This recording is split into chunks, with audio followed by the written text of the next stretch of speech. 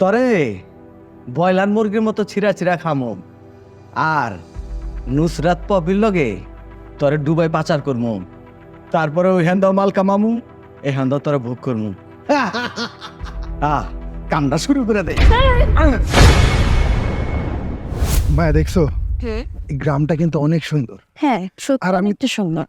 আমি তোমাকে বলেছিলাম না এই গ্রামে একটা বাড়ি করব। হ্যাঁ ওয়াও, ওই জায়গাটা তুমি দেখছো কত সুন্দর। সত্যি তো। আচ্ছা ওই পাশে কি যাওয়া যাবে? আরে শোনো, চলো ওই দিক দিয়ে আমরা যাই। যাওয়ার পরে এই জায়গাতে আমাদের বাড়িটা হবে। সুন্দর না জায়গাটা? আরে তুমি কথা বলো। মায়া, মায়া, মায়া।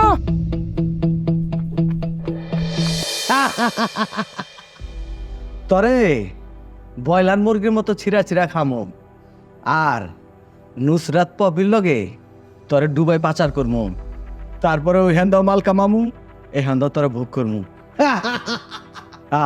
কামটা শুরু করে দে। You R under. আপনারা কারা? আমরা কারা? তুই কি করছিস তাই না? এই তুই কি করছিস তুই জানোস না? দাঁড়া, আমি তোকে বলছি, এই এলাকায় তোদের এই নারী পাচারকারী চক্রটা যে অনেক দিন ধরে এসব করে যাচ্ছিস, এইসব ইনফরমেশন আমাদের হাই কমিশনের কাছে যায়। তারপর আমাকে এবং ইন্সপেক্টর মায়াকে এবং ইন্সপেক্টর আশিকে তোদের এলাকায় পাঠানো হয়। তুই যখন গাছের চিপায় লুকিয়েছিলি, আমি আর মায়া তখন সেটা দেখতে পাই। আর তখন আমরা হাজব্যান্ড ওয়াইফের ছদ্মবেশে ওদিক দিয়ে হেঁটে যাচ্ছি। তুই যে মায়াকে অজ্ঞান করে এই জায়গায় নিয়ে আসলি, সেটাও আমাদের নাটক ছিল। আমরা আসলে হাজব্যান্ড ওয়াইফ না।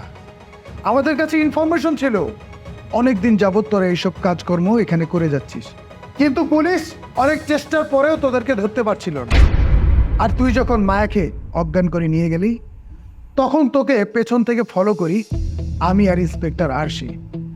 আর ইন্সপেক্টর আরশির সহায়তায় তোকে ধরতে আমরা সক্ষম হই। এখন কি বলবি বল? স্যার ভুল হয়েছে স্যার, মাফ করে দেন। আসলে ম্যাডাম অজ্ঞান হয়ে পড়ে গেছিল, আমি ওখান থেকে তুই না বাসায় রাখছি। আমি তো স্যার উপকার করছি, আমি তো কোনো ক্ষতি করি নাই। মায়া অজ্ঞান হয়ে পড়েছিল আর তুই তোকে তোর বাসায় নিয়ে এসেছিস সেবা যত্ন করার জন্য।